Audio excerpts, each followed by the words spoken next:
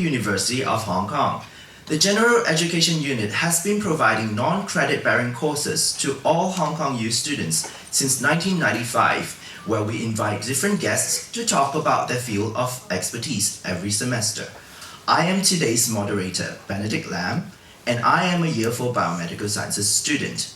Naturally, my field of interest relates to human biology and its relation to health and health-related technology. Before we begin, a show of hands please. How many of you have been to the science park? Oh, a lot of you. It's a beautiful place, eh? So how many of you would like to work there? It's such a huge, spacious place with a fountain in the middle. No? No one wants to work there? If you plan to start a technology startup company in Hong Kong or work for one, you just might be able to. Today, we are very honored to invite someone who has been pushing the boundaries of innovation, Professor Tsui Lap-Chee. Professor Tsui, our former Vice Chancellor and the current newly inaugurated Academy of Sciences of Hong Kong, where he is acting as the current president, is going to give us a talk for today. If you are in the biochemistry or the molecular biology major, your professor must have mentioned Professor Tsui's name incessantly, for he is well renowned for his work in the identification of the cystic fibrosis gene, in collaboration with Dr. Francis Collins, and for the characterization of the human chromosome 7. Professor Tsui will first give a talk on the opportunities and future of innovation and technology development in Hong Kong. And this will be followed by a short dialogue between Professor Tsui and myself, which I will be buying you time to think of questions to ask Professor Tsui regarding his presentation. Finally, the floor will be open for the question and answer session. A huge round of applause as we welcome to the stage Professor Tsui.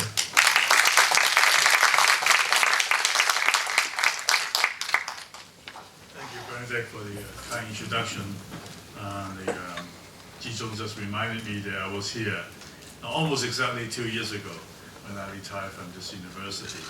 This was my perhaps farewell speech. Then I was asked to describe my life story to that point, of course. So I stayed in Hong Kong, and the reason I'm here still in Hong Kong is really that I felt that there's something that I could still do. That is to push the science and technology here in Hong Kong. So therefore, a bunch of colleagues asked me to become the inaugural president of the Academy of Sciences of Hong Kong. So I sort of reluctantly agreed because I am the only one who hasn't got a job, and that's an unpaid job. And then of course, Mr. Tong, C.H. Tong, the former chief executive of Hong Kong, also asked me to study the ecosystem of the innovation in technology here in Hong Kong. So I also agreed. So what I'm doing here today is actually to tell you a little bit what I've been doing and what I learned about the innovation in science and technology in Hong Kong. Okay, so a lot of this thing perhaps already appeared in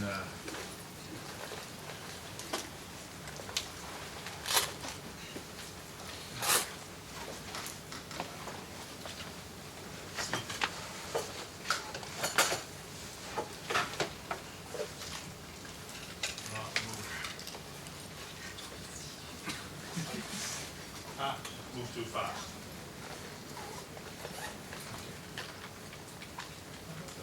Yeah, okay, I just wanted to show this last one here. Okay.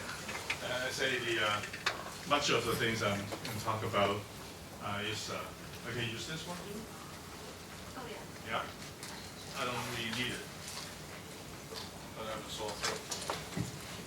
By this time you probably have seen what I put up there. So a bunch of the materials I'm going to talk about is already in this report written by myself with Rita Lin and also Edwin Zheng. They happen to be Hong Kong U alumni too. Anyway, I hope this all right out. in order to have an ecosystem, why ecosystem? And then initially I thought, as a biologist, ecosystem is like a fish tank. You have plants, you have fish, you have other things, and you don't have to do anything. The fish will feed on the plant, and then the excretion from the fish would nourish the plant. And then, so all you need is a little sunlight, so that it's an ecosystem. The ecosystem could be a pond, it could be a forest. Of course, the whole world is an ecosystem. So it's suppose something that sustains itself. Okay, but then I didn't know that ecosystem in Hong Kong means money. Eco stands for economy, not ecology. Okay, so anyway, so when I got this project to do the ecosystem, innovation and technology, I said, okay, in this system, it must have a number of ingredients. First of all, we must have talent, we must have human resources. And how you supply the human resources to support the system. Okay, of course we have university, and we have some research institutes in Hong Kong, and they would generate intellectual properties, right? And then also talent as labor to support the business. Okay, so you have a business based on the technology, based on science. Of course, science and technology are interrelated, even though science is different from technology. Right? But technology is based on scientific principles and so on. And science relies on technology, equipment, or instrument to gather more data. So the two are interrelated, but science and technology are two different things. Anyway, so business will make use of the inventions or discoveries made by scientists or engineers. Okay, so there you get the wheel turning, then eventually you get the business going. You have startups. You have business based on the inventions, based on the technologies and so on. Of course, the government plays an important role here. They have to provide the background, the system, to help move these ecosystem. So I did not put it in a circle because it doesn't really come around and feed itself, unlike the ecology system I was talking about earlier. All right, so but then in order to have this wheel going, I spend more time on the human resources side because I know that I'm speaking to members of the university. You are studying, you're learning, you're trying to have a career perhaps in science. But I must say here that even though you're not in science, it's general education. So I always say that the science students have to learn a lot about humanities, and humanities students, if you do business, you better learn something about science, because the two are interrelated, so much related. And then you are all supposed to be doing multi-disciplinary studies.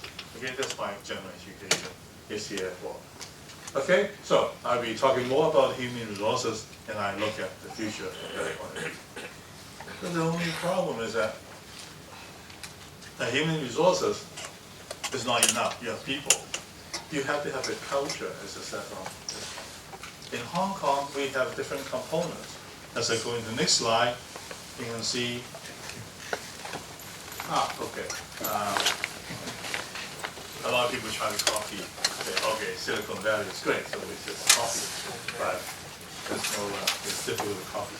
But what I'm saying is that, okay, this is another thing I forgot to put in there. And then the slide is bigger than the screen. Doesn't matter.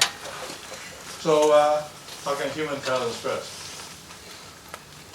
At the university, we always say that Hong Kong U trains top-level thinkers, top-level decision makers. But of course, the university can also supply very effective middle management and also highly skilled labor. And in this pyramid, looks like labor's on the bottom and then one who uses brains are on top. but not necessarily so. But it's just in every sort of human talent system that is like a pyramid. There's some on top and some on the bottom. So I put the secondary, post-secondary school education on the bottom because they're more related to the skilled labor, okay, workers and so on. And then university, of course, as I said earlier, we produce the thinkers on top. All right, so this was the slide I was supposed to get to. Okay, in Hong Kong, we have a lot of ingredients to have this ecosystem going. Okay, especially our legal system, the place, okay, multicultural. We have really very, very good infrastructure, and the location is actually very good. Council Chairman, Dr. Victor Fong, who happens to be the chairman of the airport authority, is from Hong Kong. Within 5 hours, you go to a large number of places, the whole mainland China, Southeast Asia. Right? So it really is a very central location in this region. And then, of course, we are the very important, significant international financial hub.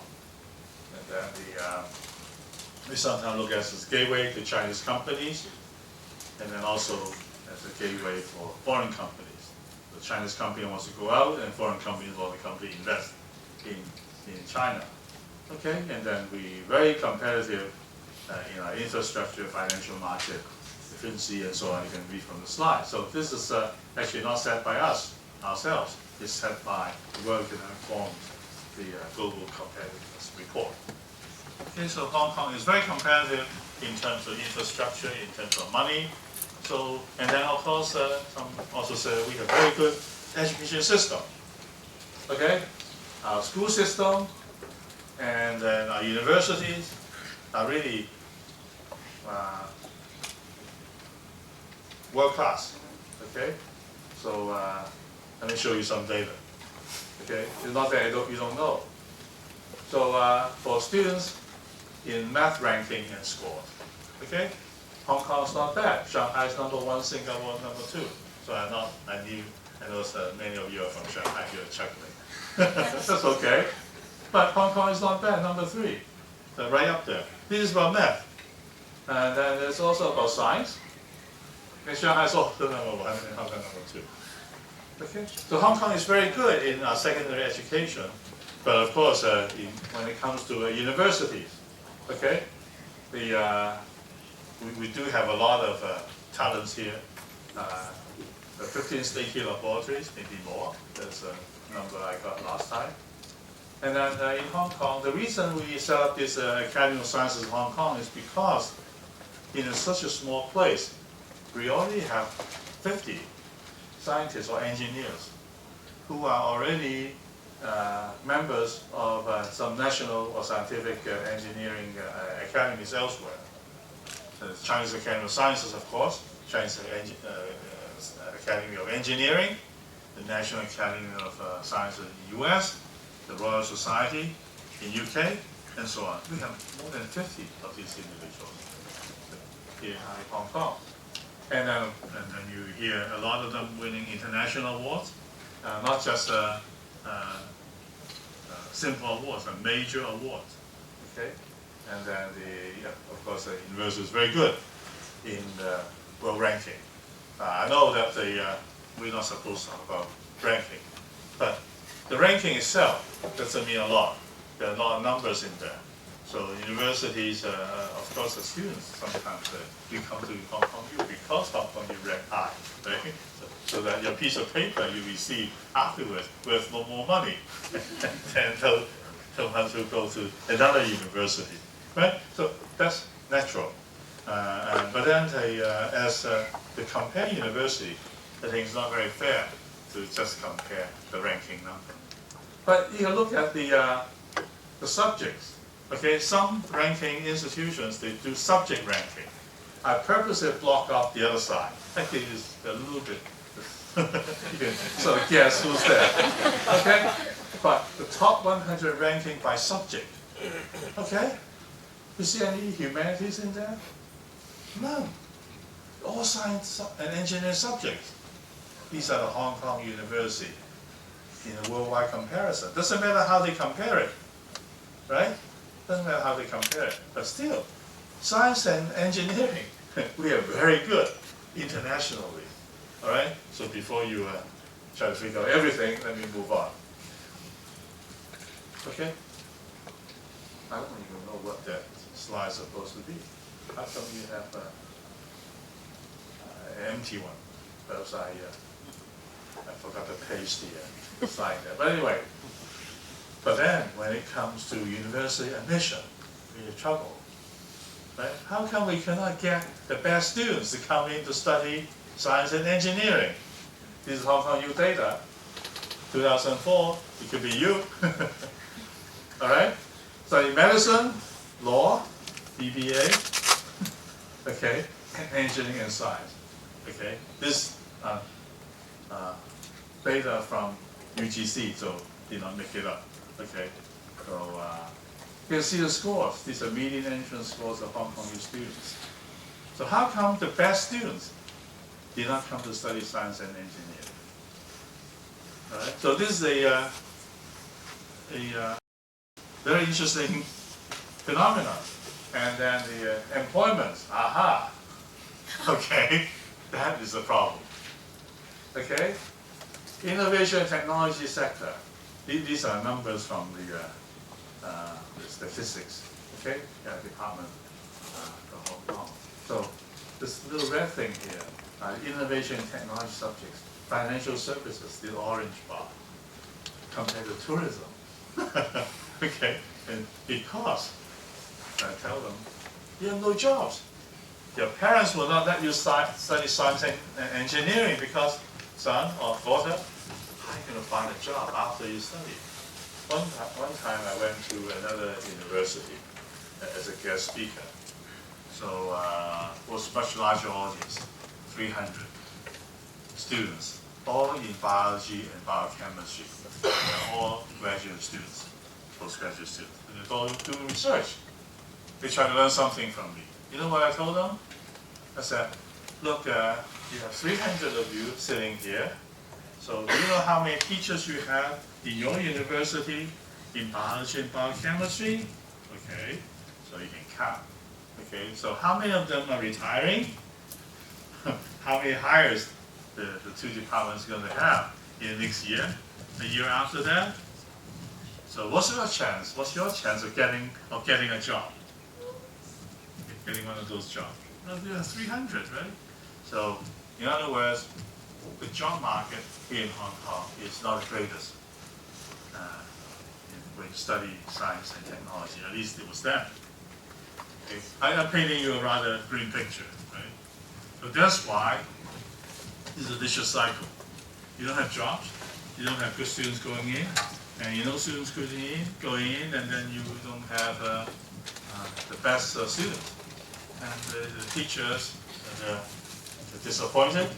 And, oh, this one, another reason. Okay? The salaries. After you get your degree, your bachelor's degrees, okay? So where's science and engineering? I mean, same as arts and humanities, social sciences, they're here. Yeah, the different years. Okay, this is a whole, this from UGC, okay? The whole Hong Kong, all 8 universities. All the numbers together.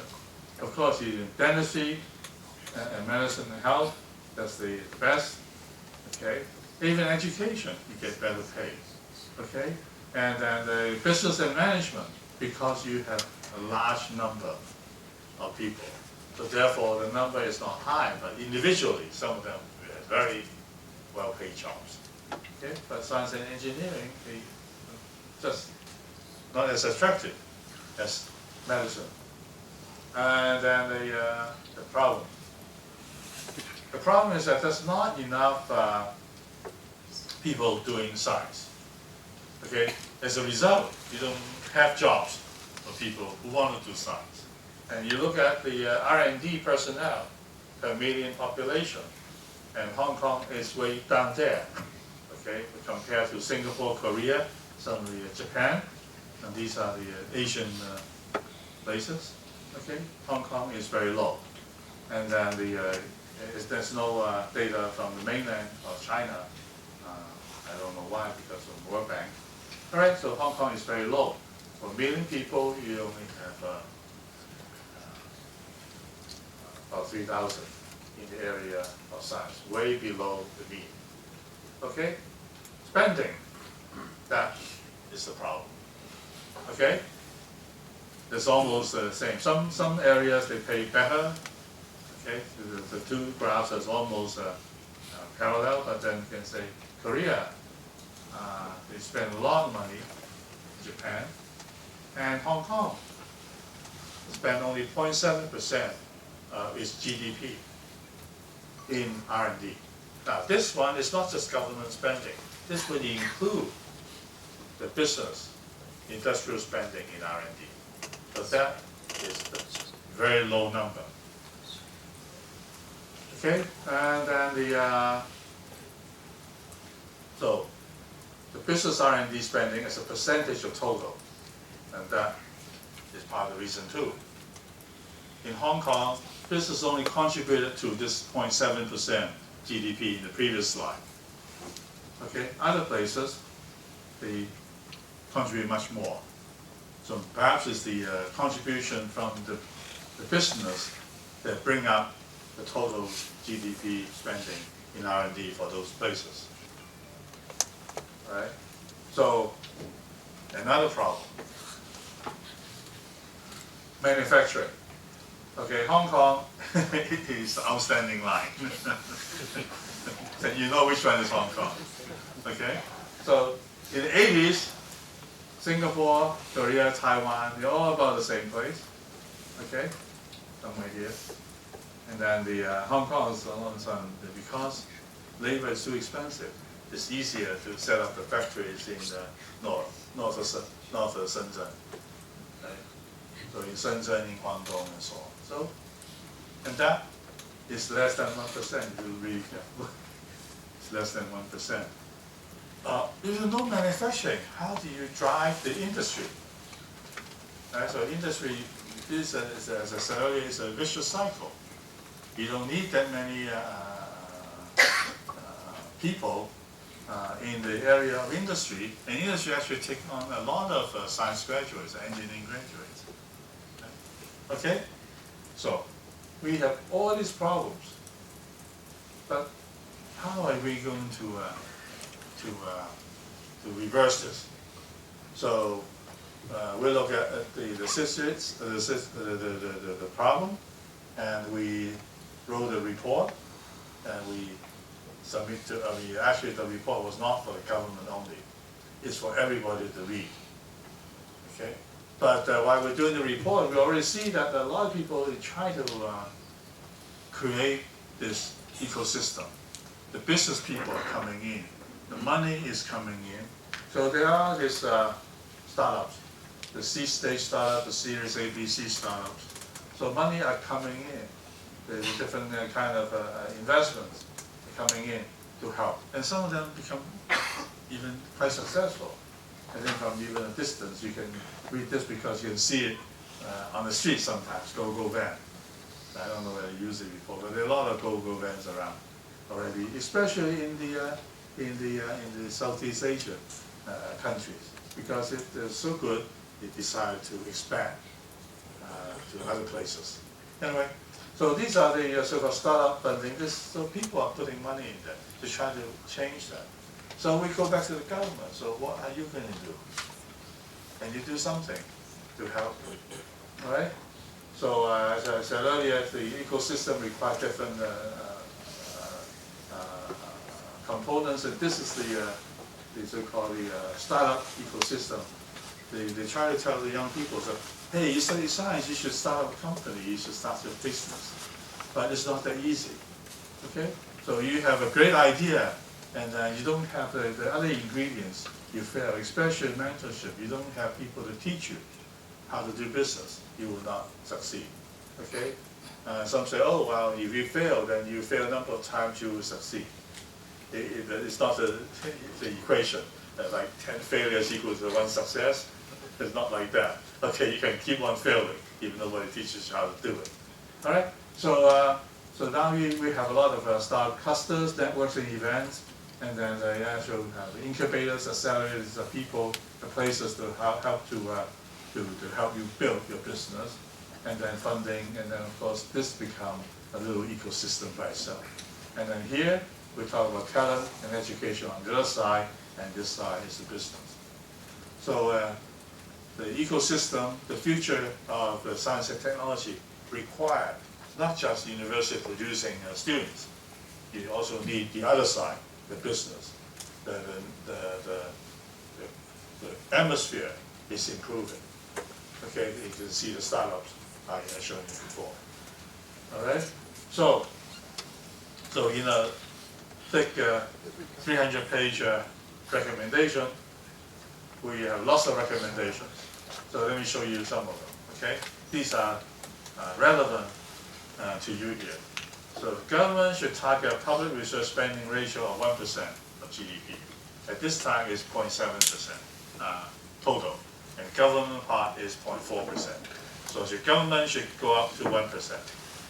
Okay, and then over the next decade, because if you give too much money at one time, you cannot spend it. You waste the money too.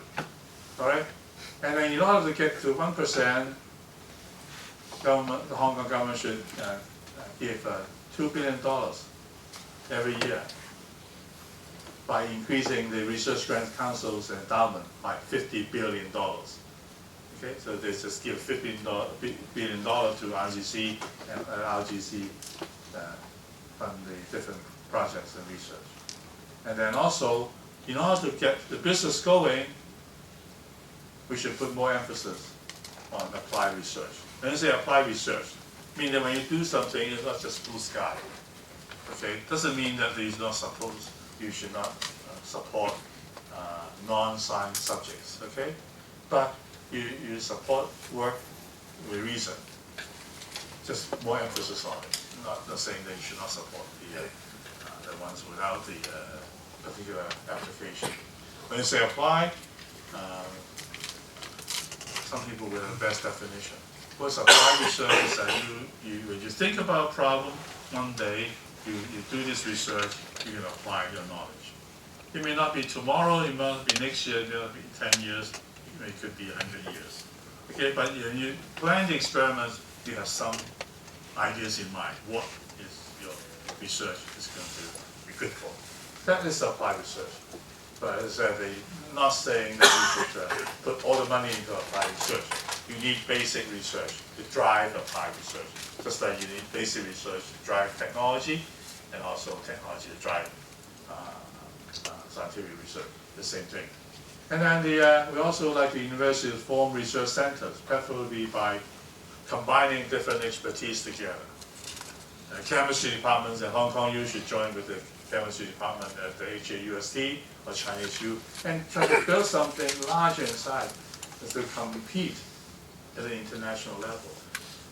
Although our chemistry department was already very good, okay, well famous, one of the best departments. You didn't see it in the last slide, right? Because they're small, you cannot have this sort of critical mass to make a big difference. They're individually very good. All right? So if you put everything together, put the postdocs and students all together, then you can really do something. But we don't want to see one center at one university. We want different universities to work together. This is very difficult because we have too little money and the stake is too high. Everybody wants to be the director of the institute. But there are ways to do it so that it's really fair collaboration amongst different universities. All right? And then so I said, well, we don't have any good models yet. I can give some ideas, but then I think it's really for the universities, the researchers to come together. So how do you create something that is suitable for Hong Kong? And then the government should support development and maintenance of infrastructure of these centers, okay, where people can work together, and we attract the industries to come in. Okay, that way you can create a start to kick move the wheels of this ecosystem. And then the last part is the interesting one, because I just talked about world ranking. Okay, so university promotions, and then the university's grants committee, when they look at universities, they all look at our academic contribution, academic work based on papers, how many papers you publish. Okay, so therefore we need to get a holistic approach. Okay, to promote the science, and also we have to ensure that the teachers, okay, when they come to work in Hong Kong, the professors or researchers, they have the place to stay, because housing in Hong Kong is too expensive. And then what I talked about earlier is how to get the promotion system going within the university without just looking at the number of papers. If the contribution to society can be measured in many different ways. So I got ahead of myself a little bit. We have lots of recommendations, and then at the end, I should, if you read the report, it's on the internet. So actually, we get some excitement, because both the CE's policy address and also the budget speech, they give us some money. I call it stimulating packages. So when we asked for so much, they gave us some money. Okay, first of all, at one time, $2 billion Hong Kong for midstream research program. For universities, provide funding support for them to carry out more midstream and applied research projects in key technology areas. So that's the exact amount we asked for, but unfortunately, it's only one time. We asked for 50 billion, okay, so that we have 2 billion each year. But I said, well, it's better than nothing. So this is a good start. I said, in over a decade's time, right? So therefore, the first installment, I say, is very good. Okay, we have $2 billion as a first installment. This is actually an endowment. It's not the spending money. You can use it right away. So 2 billion will be put into some investment scheme. You get a 3 to 5% of return, and use that money to support.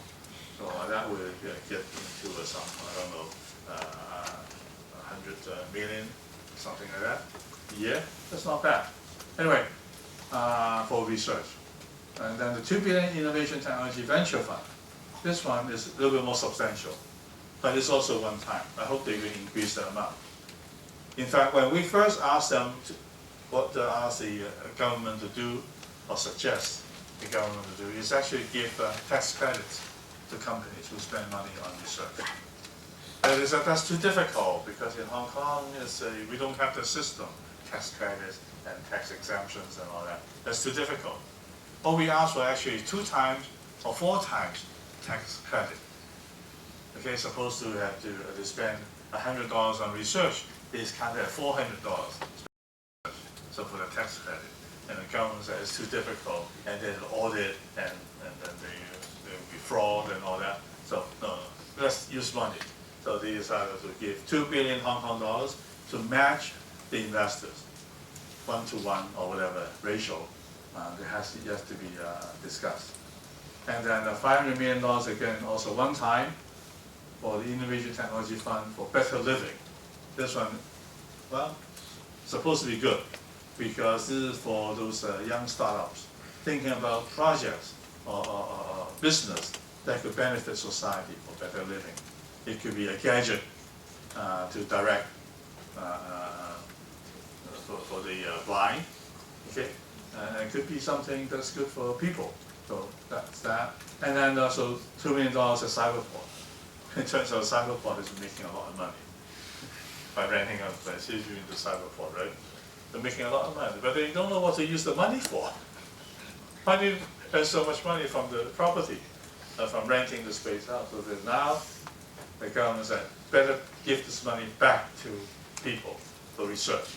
Okay, so $2 million for the startups. And then the Hong Kong Science Park, as Benedict mentioned earlier, they already have this program to support startups. they have a corporate venture fund, and then they help you. They have mentors there to help you to start. But I must say that it's not easy to start a company. You can start a venture. Okay, think carefully. So you have to plan it, have to discuss. It's not something that, okay, tomorrow you got to start a company. Even starting a company takes very little effort in Hong Kong. All right.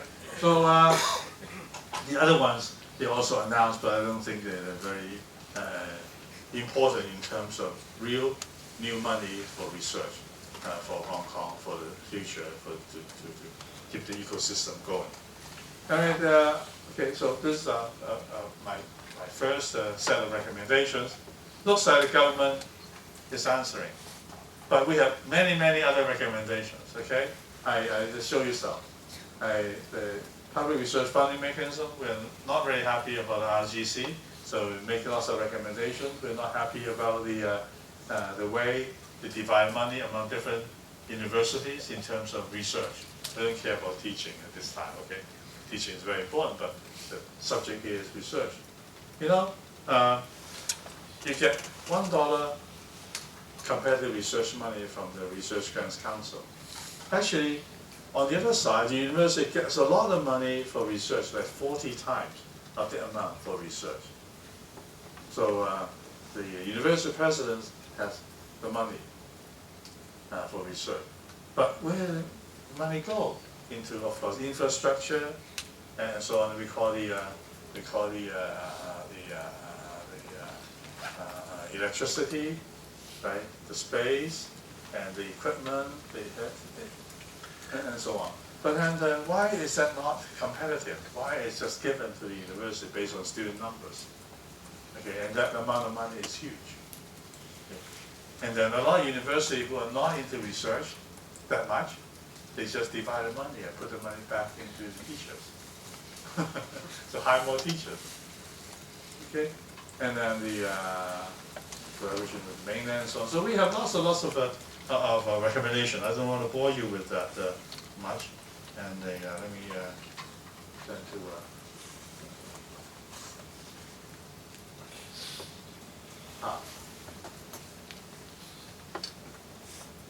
Okay, I don't think you want to listen to this because I do. Okay, so you want I can show you that. What was in for you? Hong Kong definitely is moving more into this innovation in technology and science. There'll be more openings for jobs, but it takes time to create this ecosystem. The wheels are turning, okay, but it won't be here next year. But if you are into startups and so on, that could be faster because there are lots of money waiting for you. Okay, but as I said, be very careful when you really want to do a startup yourself. There's a lot of sacrifice. Okay, when I was in Canada, I was asked because it was actually required by the government. If I took the money for a particular program of research, then I had to attempt to start a company. So I attempted to start a company. Of course, I failed, okay, because I did not have the heart in starting a business. The first question is that, okay, Lap-Chee, you want to start this company, you want us to give you $1 million Canadian for this. So how much money you could put in yourself? I said, of course not. I have my intellectual properties that worth a lot of money. I said, okay. So what happened if the company really needs money? Would you mortgage your house? Of course not. Just forget it. So there's a big determination. If you want to go into something, you have to put your own money and everything in there. It's not something that is nice. Somebody else will support your company. There's nothing like that happening, okay? Anyway, so that's why I said that if you want to continue to do science, you have to follow your passion, and then of course you have to know your strengths and limitations. This was a slide you can see it's a different color because it was meant to be something outside of the Hong Kong ecosystem. The Hong Kong ecosystem, as I said earlier, is changing. okay, the chief executive, and also the environment is changing. You can see a lot of television reports. That's all the work of us in the background.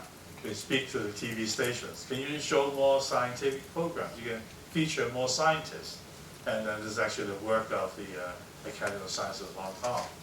Because we said you have to feature some scientists, the excellent scientists, outstanding scientists of Hong Kong, so the young people can see these people. They're real people. They're not like monsters or crazy people. Okay? So there's actually a life as a scientist too. Okay? So that is a part of our promotion.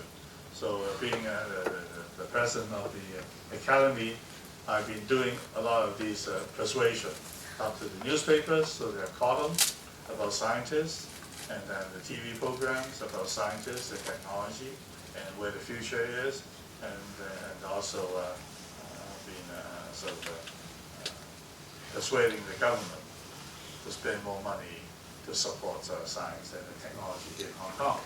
But as for you, you just have to decide for yourself what you want to do, and then think carefully.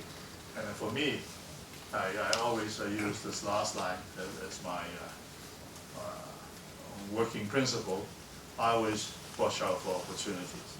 If there's an opportunity there, you try to grab it. It won't stay there for long, because other people will take it. Unlike you're going to a school, finish high school, you can choose a university, right? So you can University A, University B, they're there for you to choose. But once you get out of the university, things just go by, opportunities will come by, and you miss it. You miss it. It will not come back again. Okay, so I've been lucky that sometimes I say I've been in the right time, right place, and right people. Actually, the other way to say it is that I've been able to capture the opportunities every time it comes by. So for you, you want to have a career in science and engineering. The engineering is more stable than scientists, because scientists you have to apply for grants and so on. But still, it's a good career. You can do things for society and change the world. In fact, they're talking about changing the world. A lot of students in North America, they want to change the world, they pick engineering. They say, if you study economy, study business administration, you're not going to change the world. You can make yourself rich or whatever, but you're not changing the world. But engineers can. Okay? You can either go build things, or you can actually train a lot of your critical thinking too, and then you can plan. Engineers are better planners, okay, than a business person. All right? So I think that was the last slide I have, so I'd be happy to answer any questions you might have.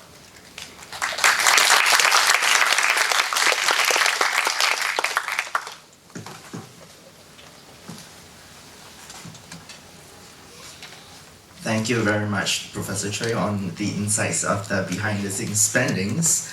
As a biomedical science student, I'm not sure if I should be optimistic about my own job prospects.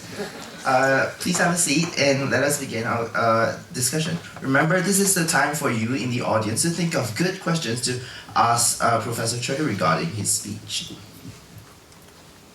Thank you. Testing.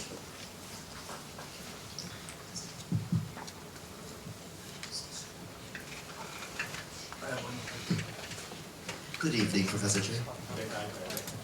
Regarding your analogy about the ecosystem thing, you have different gears, and in an ecosystem we have one source of energy, right? That is the constant input. So for you, what is this source of sunlight for the fish tank in this analogy of technology development? Okay, so as I said earlier, you need some energy. Energy is to make things going, right? So in the real ecology system, then you need sunlight. Otherwise, you have no energy to push the system. And in this ecosystem for technology, science and technology, there definitely is some money from the government to prime the system. So that's why government is willing to put money in there, because they keep pushing science and technology.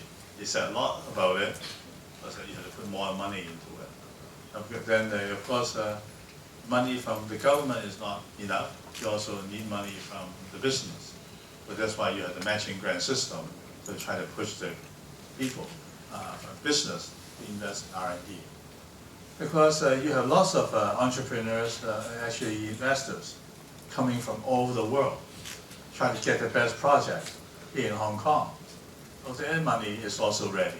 There's lots of money waiting, okay, for you to get, but it's not easy money. Okay? So the first step is the money. Then the next important step is really talent. Okay, you have people. So you have all the money. The money has always been there. That's why when we talk about the startups, all of a sudden you have so many startups. The science park alone have a few hundred startups. And Cyberport, they told me they also have more than 200 startups. Not all of them will be successful. So money is actually there to help startups. And also in Hong Kong, there are more and more this so-called co-work space. This is not just about science and technology. There are other startups, okay, social enterprises, and startups, and then the people who support your business as well.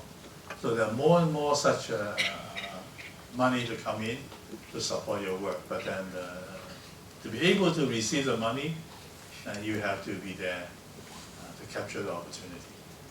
So you did mention startup companies, and I looked at some of the examples you gave. The top three involved online e-commerce, storage solutions, and these all seem to be more related to the service sector rather than, say, technology or sciences. So what kind of output can we expect from a company that invests in R&D instead of maybe a physical product in mind?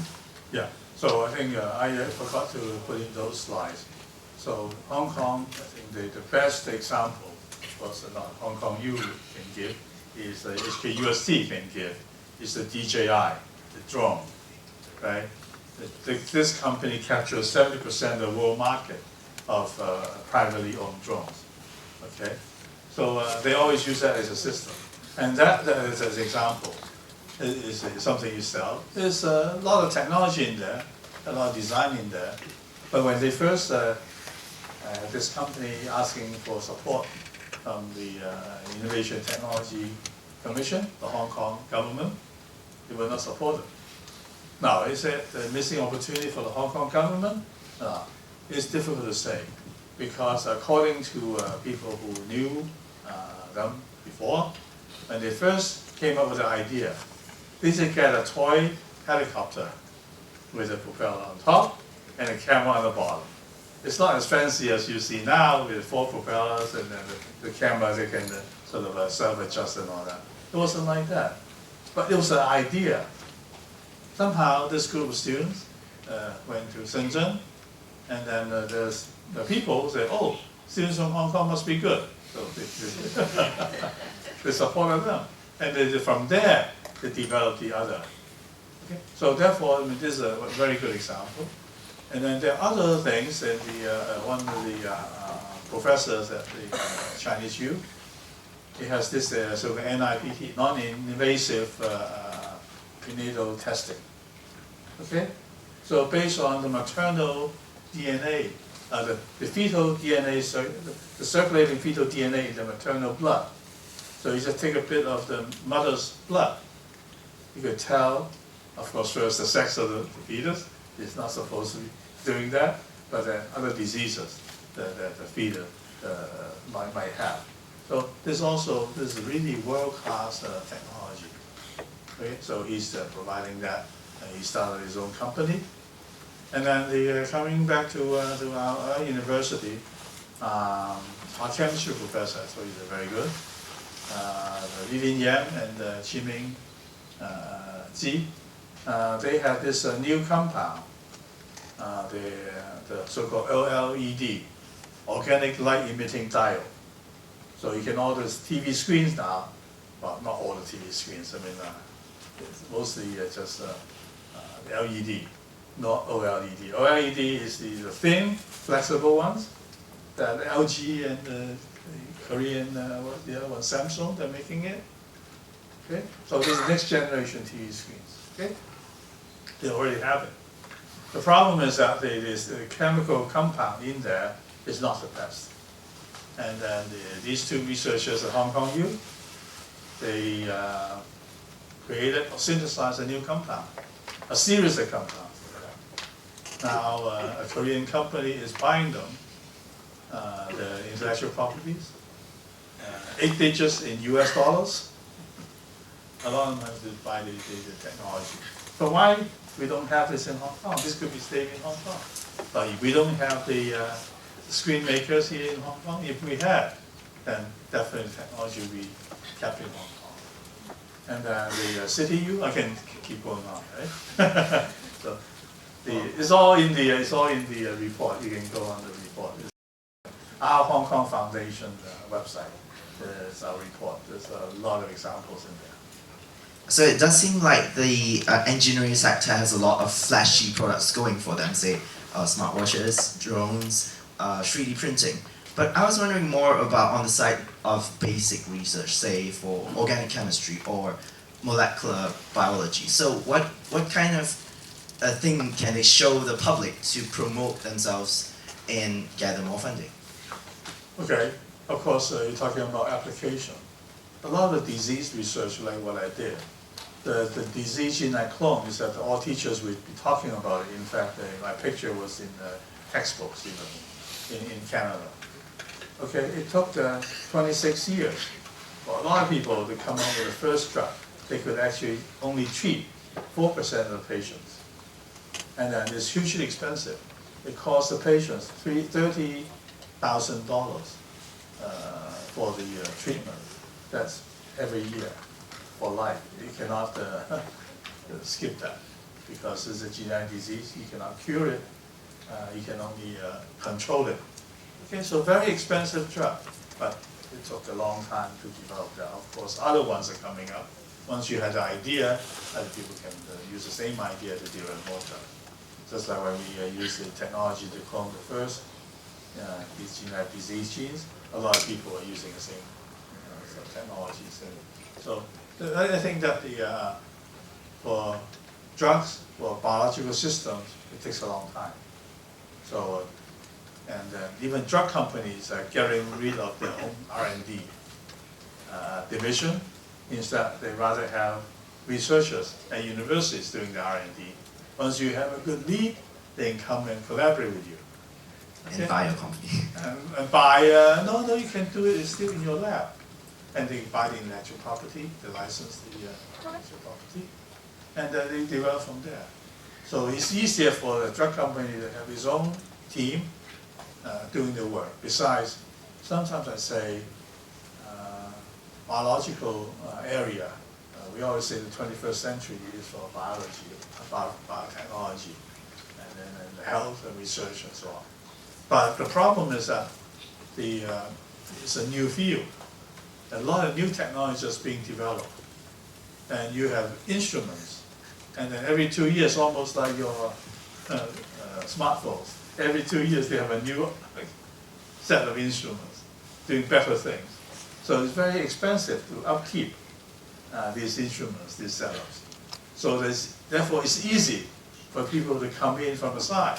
So it's just starting. You can, of course, you get the latest equipment. So easier for you to get in, and then you can build your sort of presence very quickly.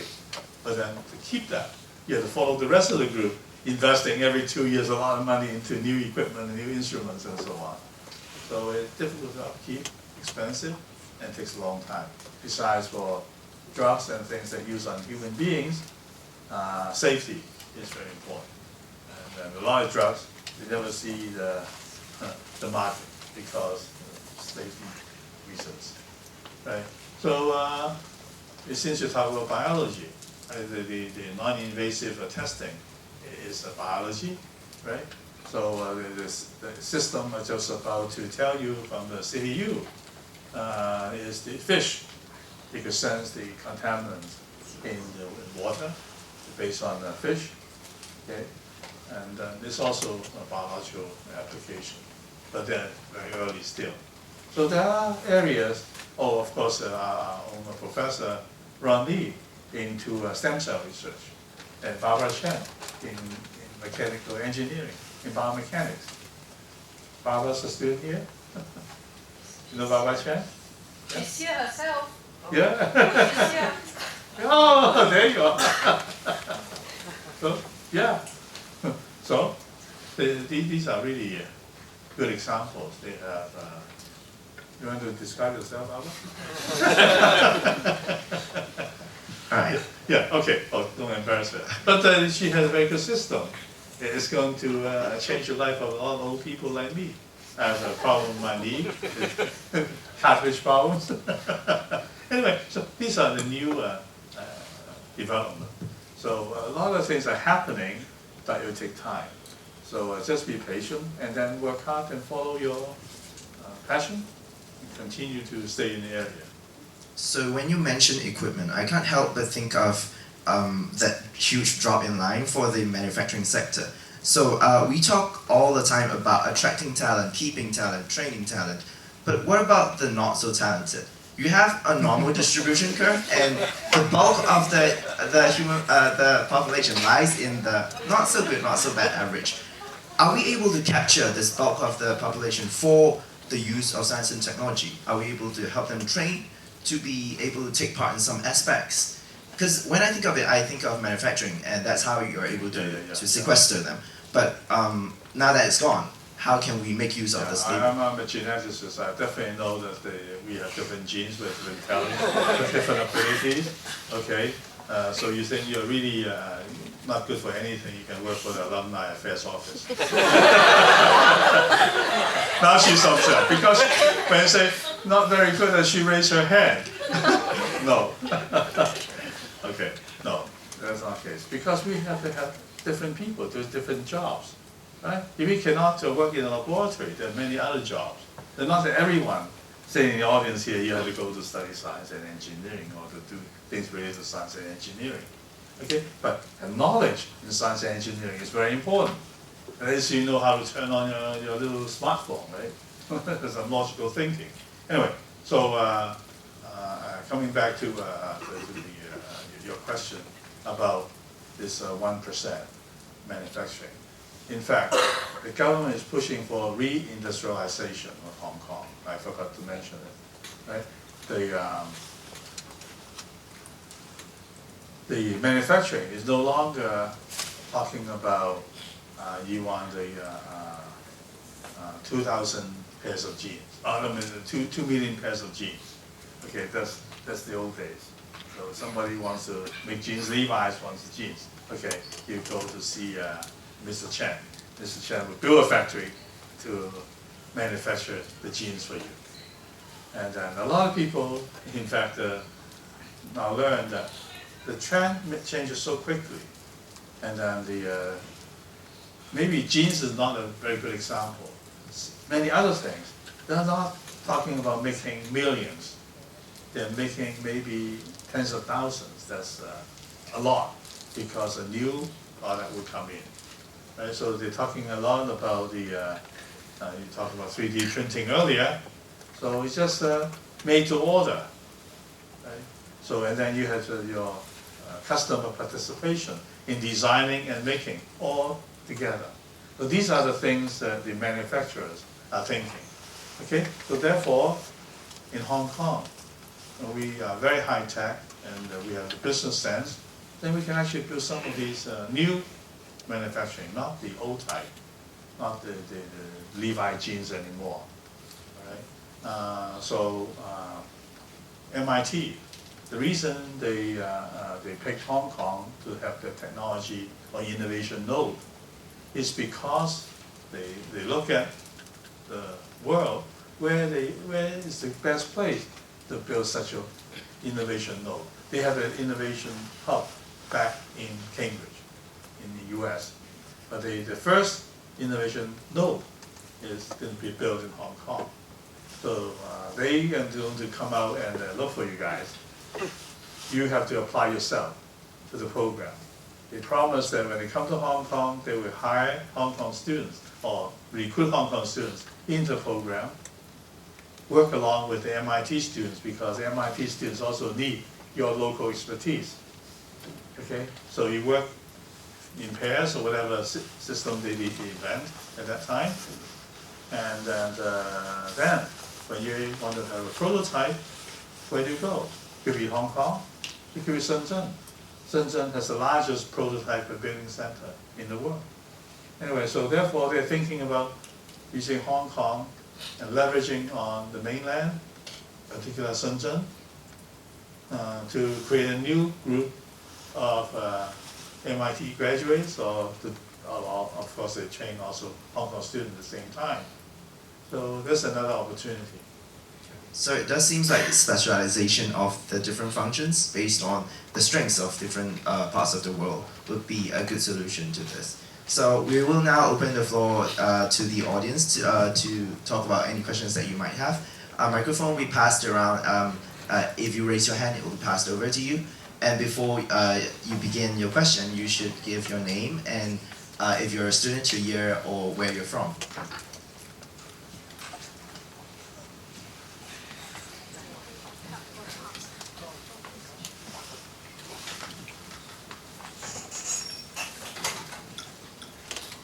I'm Peggy Tsui, a year 1 student from the Master of Science in Urban Planning. Thank you, Professor, for your presentation. It's very inspiring. Like from your slide, you mentioned how the government can financially support or produce a constructive environment for those innovative or some startup enterprise. And I'm wondering, like, how the government, aside from providing some financial incentive, like to set up some innovative technology fund for better living, or to have some fund injection to a startup to facilitate the encouragement of startup. Like, are there any solutions that the government can also to help construct a more positive environment and also a system for the development of innovative technology and in Hong Kong, like through the political or some legal perspective? Okay, so a lot of questions in there. So first of all, the Hong Kong does have an Innovation Technology Bureau, and then Nick been in his job for I think about 4 months, 5 months. Okay, he has quite a lot of work to do. In fact, when I was giving my report publicly, I also said to the audience that actually Professor Tian Changling, the Chancellor of UC Berkeley, came to Hong Kong and did a report in the early or late, early 90s at the invitation of Mr. Tong, the first Chief Executive. So he had a very good set of recommendations. From the building of Science Park to Cyberport to setting up the industrial parks and then the management, and you have money for applied research and all that. The problem is that they all work in silos. Science Park does not talk to the Cyberport, and they'll say, I said, you guys are promoting the same thing. How come you cannot talk to each other? So, oh, we have different boards. Okay, so there are 5 government-supported or ITC-supported government labs. S3 is one, the Applied Science and Technology Research Institute, S3, and then there's another one, the Supply Chain Management Center, Institute, whatever, and also supported by government. They don't talk to each other, okay? And the government departments definitely don't talk to each other. So Professor Tian's recommendation, the government did most of it because the government supported or sponsored research or report. So the government is very smart. They know what they can deliver. They say, okay, this you can put it in there. But then Professor Tian also had one thing in there. You must have one person to look at the entire plan, so that everything is coordinated. So that might be a new job for the Academy of Sciences of Hong Kong. No. We cannot be doing it for Hong Kong government. But I'm the one who has been pointing out all these things. Okay, I can be your voice. Okay, so you have so many good plans. You have to work together. For example, the money that they give out, the $2 billion here, $2 billion there. So why don't you give it all to RGC? Okay, now, RGC, you have to understand the Hong Kong system. RGC belongs to UGC, even though it operates sort of independently, but still, it's under UGC. UGC is under Education Bureau. Where in the world that the science and technology is under Education Bureau? Of course, in some places, education and science are the same bureau, but now we have two bureaus. One's education, one's technology and innovation technology. And why not, well, okay, you can work separately, but then you come to supporting research. I say that you must work together. Now, a long way of answering your question. So they don't have the money yet. They only put it into the budget speech, but still have to get the money from the legislature. So it will take some time.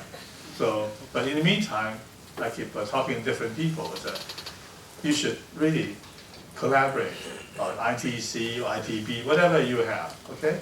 We should all work together.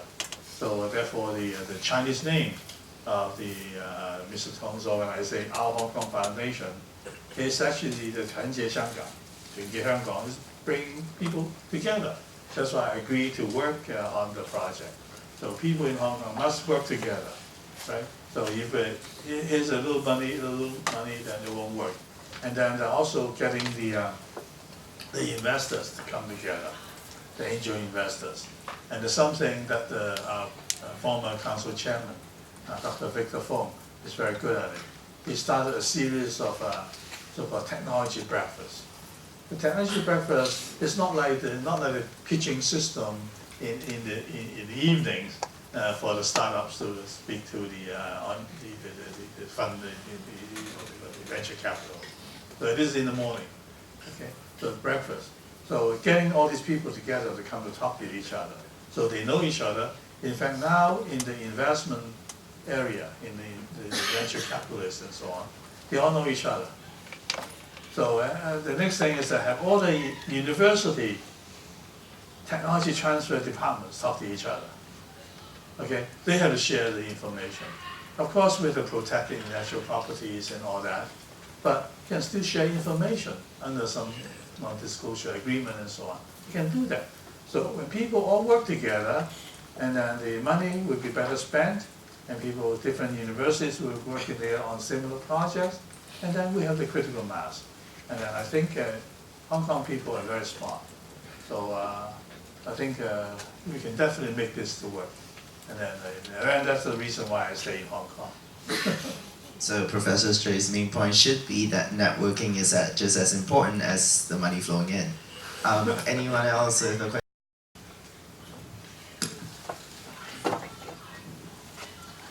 Hi, my name is Tsui. I am a student that recently graduated in the States, and I have a few companies that are run in the States as well. So you have money now, right? Sorry? Please.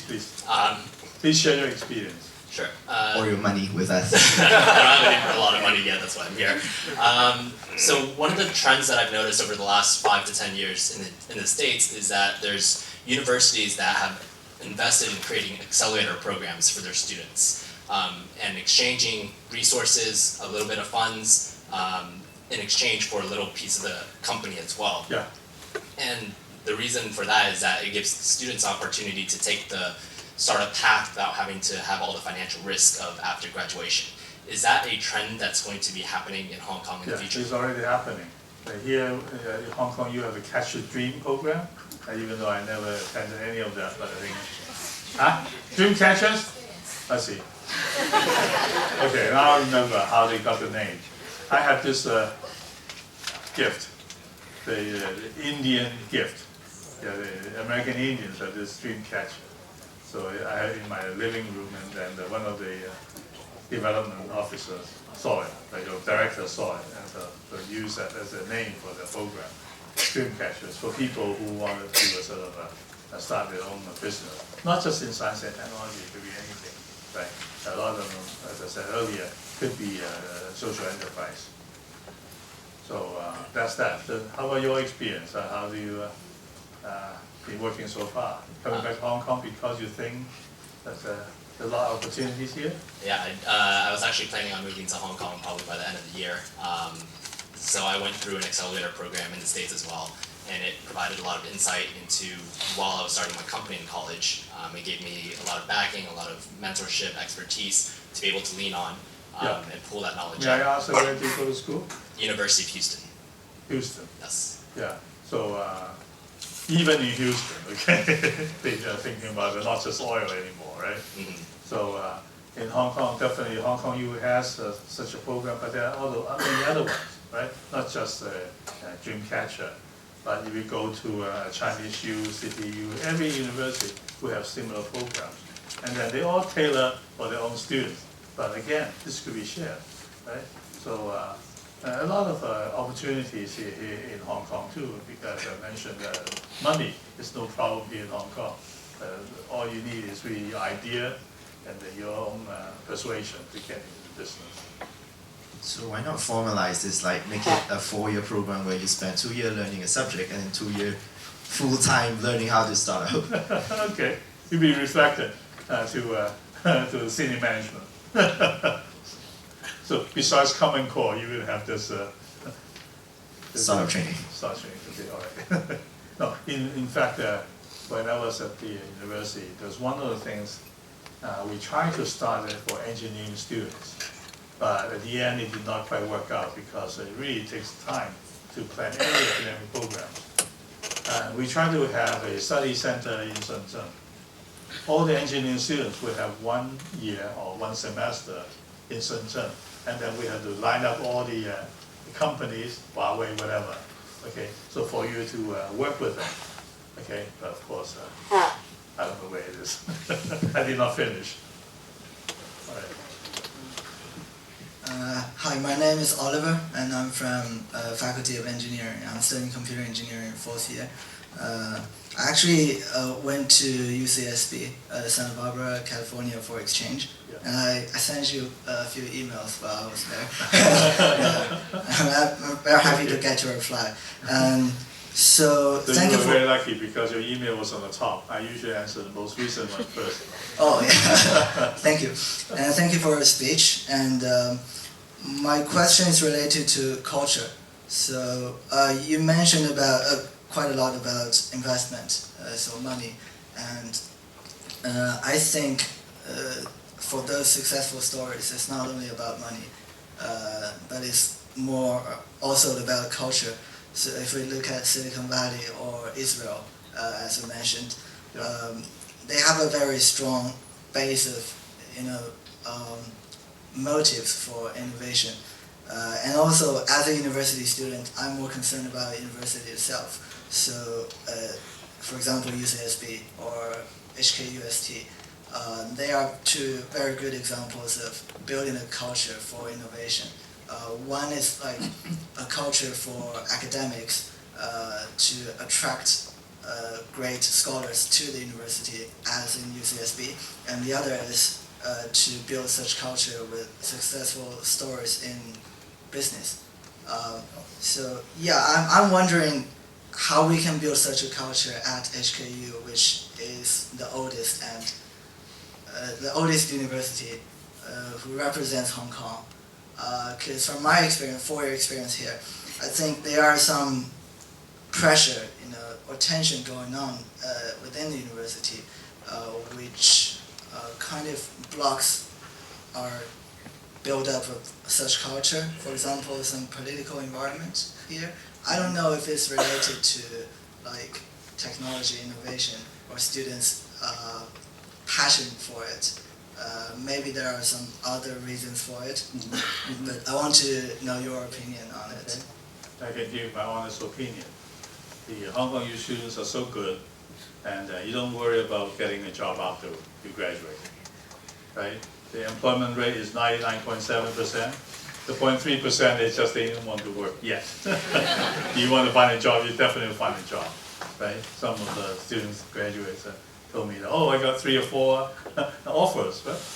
So easy for you to find a job. Therefore, students became complacent. Even the professors became complacent. You don't have to build difficult programs like the one I was talking about. They already get their jobs. why bother to work so hard? In fact, if you get the students to go to Shenzhen, they may not get into engineering or to work for the industry. They still go back to work for the big financial companies, big money and so on. So that is the young people in Hong Kong, in one way I think, getting too comfortable because they really have a system to protect them. They don't have to work very hard. It's not difficult life, right? So I think compared to many other places, life is difficult. When we started, I would say, okay, well, in our days, life was difficult. But you have to fight for your own future. And here it's quite easy. But then, because it's too easy, a lot of youngsters, I think, are somewhat lost. Okay, they say, oh, I don't have a flat. The first thing you have is a flat. And I don't have a flat. But when I was a student, I never thought about having a flat, right? So I could dream to have a fancy sports car, but not a flat, okay? So they're different times. Therefore, what you talk about UC Santa Barbara, the Chancellor Henry Young, is very, very smart. And he's put his heart into the university. He's the longest serving university president in the US. Okay? And then of course,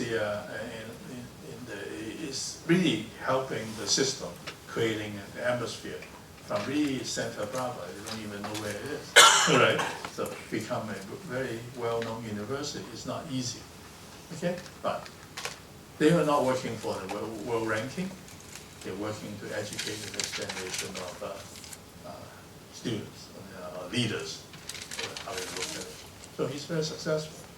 Now, the system always people refer to is Silicon Valley. I even use that as an example. That is a combination of a lot of different factors, right? So not just because Stanford was there. Stanford takes advantage of that. So that people just come together. So people say that you go to Stanford, all you do is they find a Starbucks, whatever. They open a computer, look at your screen, and then people will come and look at it, and then they want to invest in you. Not that easy. So this is a culture, I think, that you're talking about. Right? So we have to create a culture, and now there are these co-work space, or the pitching programs in the evenings, so the people creating the culture. It's a language. You talk to each other, and then find opportunities. So I was in Boao, it's the Asia Forum. In Hainan, just last week. That was quite good because I can see a lot of people interested in innovation and technology. Was that because they use that as the theme for this year's meeting? No longer just about economy and so on, but it's the technology, innovation as well. So different companies or countries got together. Everybody thinking about the same way. And then I was chairing or moderating a session for Hong Kong. So there were people talking about the innovation technology ecosystem in Hong Kong. It's actually very uplifting. A lot of opportunities. So I think the culture is being created, and of course the culture cannot be transported. It's very important. That's why I had this conversation with our resident writer, Low Ying-Tai. He said, there's no culture in Hong Kong. I said, you don't know anything about Hong Kong. Okay? We have a culture, you just don't understand our culture. You think that we all have to follow you the way you work in Taiwan. There's a culture, so we have our own culture. And she slowly agreed with me. So I think we have a culture, but to create a new culture takes time. It's not something that you say, okay, let's turn on the green light, so we have a green culture. Not like that. So let's hope that when you find someone in Starbucks in Hong Kong, and they open up their computer, it's not just to browse Facebook. Anyone with other questions? All right, Gerard Wang from Faculty of Education, Yes. currently supporting the science learning in primary and secondary sectors. Yeah. Well, I wonder because what we have just discussed about this STEM at the tertiary level. Yeah. I'm thinking because being a scientist, in view of the pessimistic view of the enrollment rate in Faculty of Science, well, actually, I would like to invite your insight in a life-on-life mode of the scientists in Hong Kong, how they have the impact on our youngster. Yeah. So first of all, as I tried to say earlier, was to get the academy members to go out and then tell the public and actually explain to especially high school students about their own research, the popularization of science. So it's not like they're explaining things like on the television where they explain some interesting phenomenon and all that. It's just you went out, you would go out and explain your own work in simple terms that youngsters can see you and feel your enthusiasm, your passion, and how you get the thing done. I've been doing that myself quite a lot. So that's one thing. The second thing is that it's a whole, I should say, DSE system, the examination system. In Asia, examination is very important because it's thought to be a very fair way of identifying students of the different talents and so on. But it's also it's molding a behavior. Now, this culture started very quickly, right?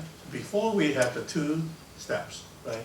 The high school, there was O levels and A levels. yeah, well, after that you have O level, A level, right? So you have two steps, and then again students would sort of get into the system very quickly and know exactly what to do to gain a place at Hong Kong U or whatever program. So the DSE, the students actually bypass studying science, the difficult ones, right? Because all you need to do to get is high marks.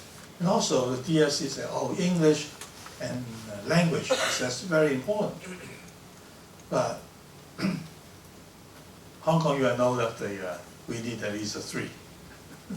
Or English, you have to be good. Right? But then some students just cannot manage, right? The language. But you have to pass the 4 subjects. 3, 3, 2, 2. That's a very minimal requirement. But some really bright students, like we have one so-called star inventor, Chan Yik-hei, he just couldn't do it. He's Mr. Chen 12, right? He only has 12 points. He cannot really ever get into a university if not USD gave him an opportunity. So, therefore, I think when you talk about how to encourage your students getting the science, the students are being too practical. They look at the end point, university admission as a starting point, right? And then they work back. So what you study and how do you game it, so to speak. Right? So therefore, I always blame the system. It's the DSE system.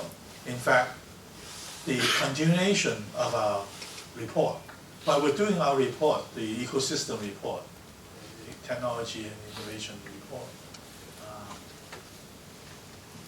we said we shall not touch the education system because another, well, we say can of worm. Because that's actually very important as part of the ecosystem. So once you get into that, we never get out again.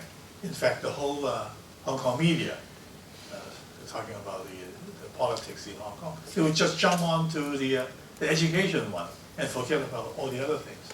So that the continuation of our report will be a critical look at STEM. And I know that the Secretary for Education actually had done some consultation during the Chinese New Year. So everybody was away, and it's over. Right? So interesting, the suggestion, as the Our Hong Kong Foundation suggestion for them was having vacation elsewhere. They come back and say, let's promote this internship. That's the only thing we could put in because there's so little time, how much effort, how much things you can put in there. But the Henry Wong, or Chinese Yu, Dean of Science, Chinese Yu, And I said, we're going to do a report on STEM education. It's a critical look, and we're looking at it from different angles, so maybe we will come talk to you, see what you think about STEM education in Hong Kong. Yeah, you're doing that already. Can we talk later on? Yeah, because we do see a problem. Students would take, I don't know, there's two combined science, and the other one is much easier than the other one. So they take the easy one. So with that mark, you can guarantee to get into the good universities. Good. But if you take the other one, forget it. So therefore, it was a difficult one. And then math. So a lot of physics professor would say, the students did not take high math or the difficult math and come to study physics. So they have trouble teaching the students. But they have good marks. They have good marks. And then the faculty would not lose those students. Here's again, another vicious cycle. If you take poor students, okay, I shouldn't say poor students, students with poor marks. I was a student with poor marks, okay. Students with poor marks would actually bring bad reputation to your faculty. So that's why you have to get the students with high marks to build your reputation. Okay, but students with high marks may not be good scientists. So this does seem like a catch-22 for Yeah, Hong so Kong. there are a lot of problems in the system, and no system is perfect. But in Hong Kong, it's that people are just very smart, so they can game the system right away, very quickly. Right, I think this is pretty much time. I'm sure that Hong Kong will find its way not by copying Silicon Valley, but finding its own niche in developing a knowledge-based society. So thank you all for raising good questions and for Professor Tsui for insightful answers. Thank you. May we now invite Dr. Wong Ji-Chen, Assistant Director of General Education, to present the souvenir and for photo taking.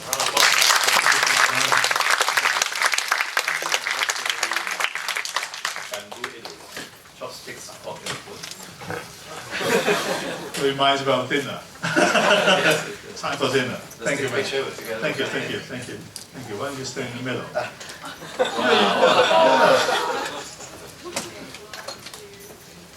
And then. Okay. Thank you.